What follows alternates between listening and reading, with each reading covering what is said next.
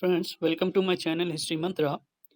और इस वीडियो में आज हम बात करने वाले हैं बीए प्रोग्राम फर्स्ट ईयर के सेमेस्टर 2 में पढ़ाए जाने वाले paper history of India from 300 C to 1200 CE, अर्थात भारत का इतिहास 300 ईस्वी से 1200 ईस्वी तक। तो आज इस पेपर के जो सिलेबस है उसके बारे में हम जो है चर्चा करने वाले हैं। तो हम देखते हैं कि इस पेपर में आपको क्या पढ़ना है। इस पेपर में फर्स्ट जो यूनिट है उसमें आपको सोर्स के बारे में पढ़ना है। जैसा कि आपने फर्स्ट सेमेस्टर में सोर्स के बारे में पढ़ा है, उसी प्रकार से सेकंड सेमेस्टर में भी जो है आपको सोर्स के बारे में पढ़ना है। और ये सोर्स जो है 300 ईस्वी से 1200 ईस्वी के सोर्स है।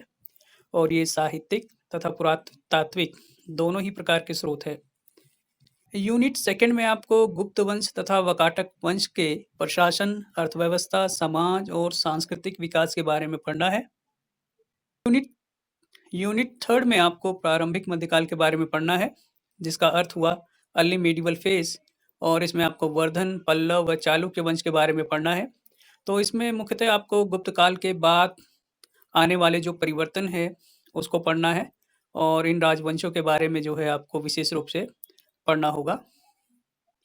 यूनिट 4 में आपको राष्ट्रकूट, पाल तथा प्रतिहार के मध्य सर्वोच्चता को लेकर जो त्रिपक्षीय संघर्ष हुआ है उसके बारे में जो है आपको पढ़ना है।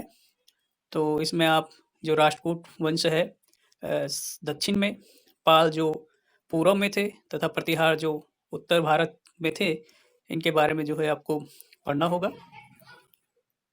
और इन तीनों के बीच जो त्रिपक्षीय संघर्ष हुआ है कन्नौज को लेकर के, उसको भी जो है आपको पढ़ना है।